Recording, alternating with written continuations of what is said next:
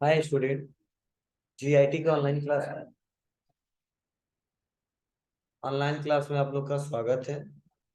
और आज की क्लास में हम लोग सीखने वाले हैं सेकेंडरी मेमोरी के बारे में कि सेकेंडरी मेमोरी होता क्या है, इसका यूज क्या है, और हमारे यहाँ कौन कौन से सेकेंडरी मेमोरी पाए जाते हैं और उसका उपयोग किस लिए किया जाता है।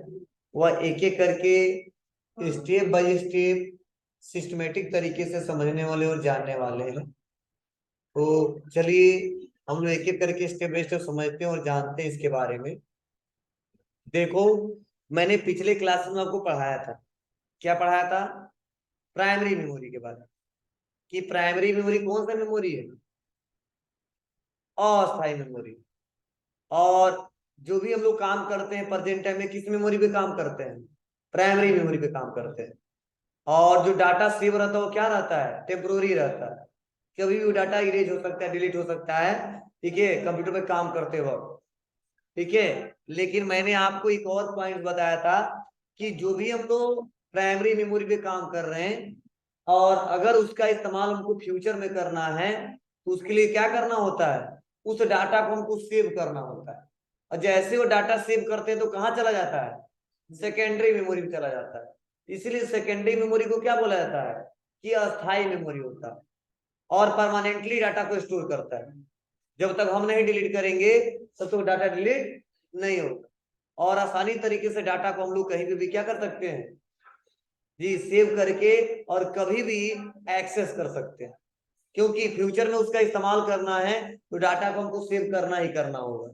तो चलिए, यहाँ पे सेकेंडरी मेमोरी के बारे में क्या बताया जा रहा है उसको एक एक करके स्टेप बाय स्टेप समझते हैं और जानते हैं।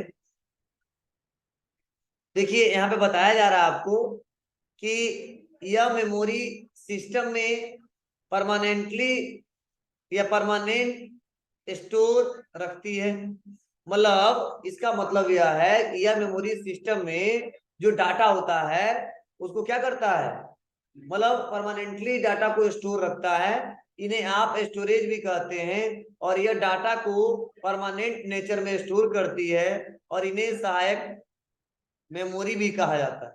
इन्हें क्या कहा जाता है? सहायक मेमोरी भी कहा जाता है। ये मेमोरी प्रोसेसर से डायरेक्ट कनेक्ट नहीं होती है। ये मेमोरी प्राइमरी मेमोरी से कनेक्ट होती है। क्या समझे?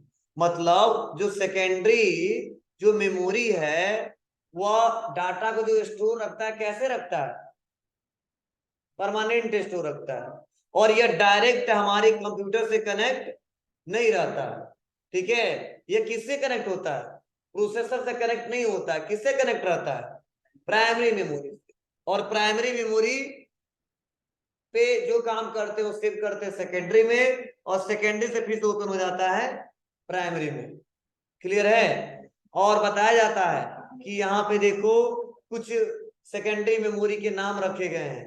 EHDD जिसे बोलते हैं हार्ड डिस्क ड्राइव। क्या बोलते हैं? Hard disk drive. अगला है FDD जिसे बोलते हैं फ्लॉपी डिस्क ड्राइव। क्या बोलते हैं? Floppy disk drive. ऐसे एक एक करके कंपैक्ट डिस्क। ठीक है। Digital versatile disk. ठीक है। SD card. तो यह क्या होते हैं वो आज के क्लासेस में एक एक करके स्टेप बाय स्टेप सीखने वाले हैं। तो आप लोग हार्ड डिस्क का नाम सुने हो? कभी सुने हो?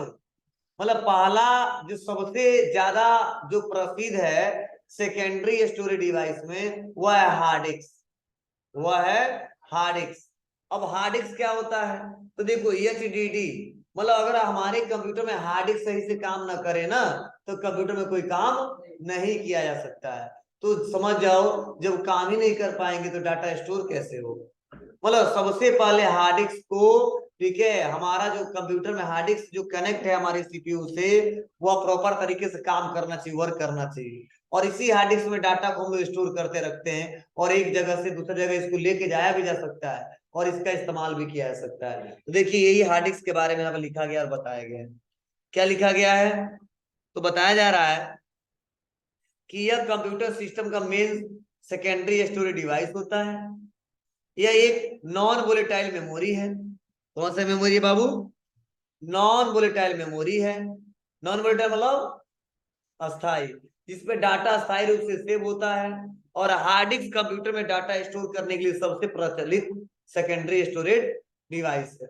मतलब कंप्यूटर में डाटा को स्टोर करने के लिए किसका इस्तेमाल किया जाता है? हार्ड डिस्क का। मतलब सबसे ज्यादा इसी का प्रयोग किया जाता है। और किसी भी कंप्यूटर में कोई और सेकेंडरी स्टोरेज हो या ना हो, एक हार्ड डिस्क जरूरी, मतलब जरूर लगा होता है। मतलब अदर कोई डिवाइस हो या ना हो सेकेंडरी, लेकिन हार्ड डिस्क जरूर लगा होता है। मतलब बिना हार्ड डिस्क का मैंने बताया ना, कंप्यूटर पे काम नहीं किया सकता है। और यहाँ पे बताया जा रहा है कि हार्ड डिस्क में एल्यूमिनियम के बने एक या एक से अधिक पतले प्लेट होते हैं। क्या होते हैं? प्लेट होते हैं, जिसमें चुंबकीय पदार्थ आयरन ऑक्साइड की परत चढ़ी होती है। और सारे डिस्क एक मजबूत पैकेट के अंदर, ठीक है, सॉफ्ट में लगे होते हैं। ठीक है। और प्रत्येक डिस्क में डाटा रीड राइट करने के लिए रीड राइट हेड होता है। जब भी डाटा को रीड राइट करना होता है, डिस्क तेजी से घूमता है। क्या होता है? डाटा को रीड करने के लिए, स्टोर करने के लिए क्या लगा होता है उसमें? ठीक है। मतलब उसी डिस्क के अंदर वो सारा डाटा क्या होता है? स्टोर रहता है। कहा जा रहा है जब भी डाटा को रीड राइट करना होता है, डिस्क तेजी से घूमता है। और इनके घूमने की गति को, ठीक है, रिवोल्यूशन पर मिनट, ठीक है, आरपीएम में मापा जाता है। डिस्क जितनी तेजी से घूमता है, रीड राइट भी उतनी ही फास्ट होता है। डिस्क जितना तेजी से घूमेगा, क्या होता है? रीड राइट, मतलब डाटा उतना तेजी से स्टोर भी होता है और उसका इस्तेमाल भी कर सकते हैं।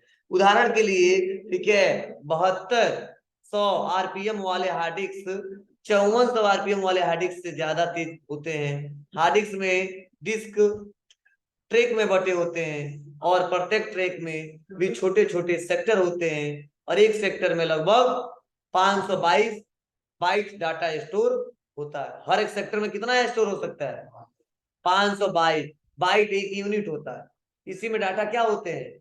स्टोर रहते हैं। अब देखिए यहाँ पे बताया जा रहा है कि 7200 आरपीएम वाले हार्ड डिस्क, ठीक है ना, 5400 आरपीएम वाले हार्ड डिस्क से ज्यादा तेज होते हैं। ठीक है। मतलब जाहिर सी बात है, ठीक है, मतलब जैसी क्षमता होती है उसी हिसाब से क्या होता है, वो काम भी करता है।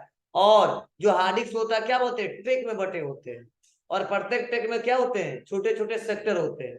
और एक सेक्टर में कितना बाइट डाटा स्टोर होता है? 512 बाइट।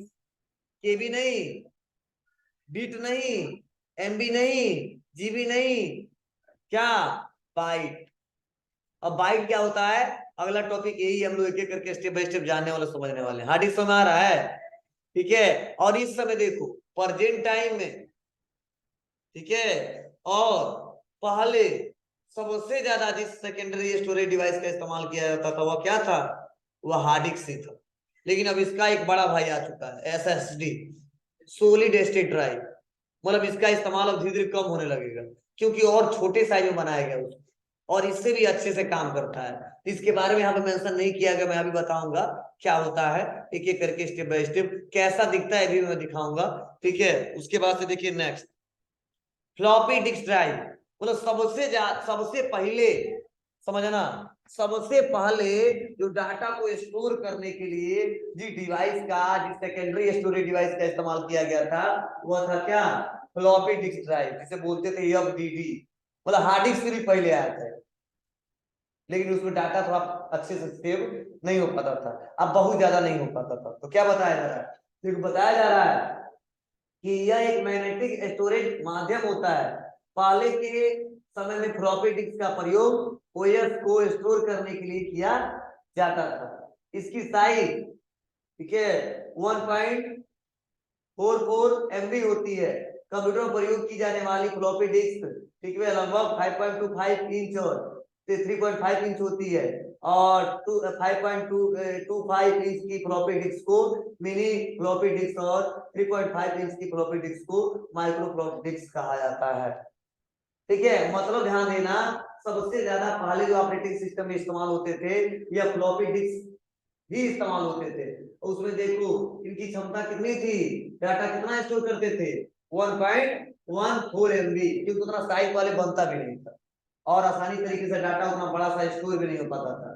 तो दिक्कतें बहुत ज्यादा होती थी। रीजन क्या होती थी? डाटा उतना बेटर भी तरीके से इस्तेमाल नहीं हो पाता था, और कभी भी वो डाटा इरेज भी हो जाता था, और ज्यादा से ज्यादा डाटा में स्टोर करके नहीं रख पाते थे। अब सर क्या मतलब है? ध्यान देना, जो हमारा ये मेमोरी है ना, क्या मैग्नेटिक टैब और मैग्नेटिक डिस्क, इसका मतलब क्या है? मैग्नेटिक टैब और इसमें आ रहा है मैग्नेटिक डिस्क।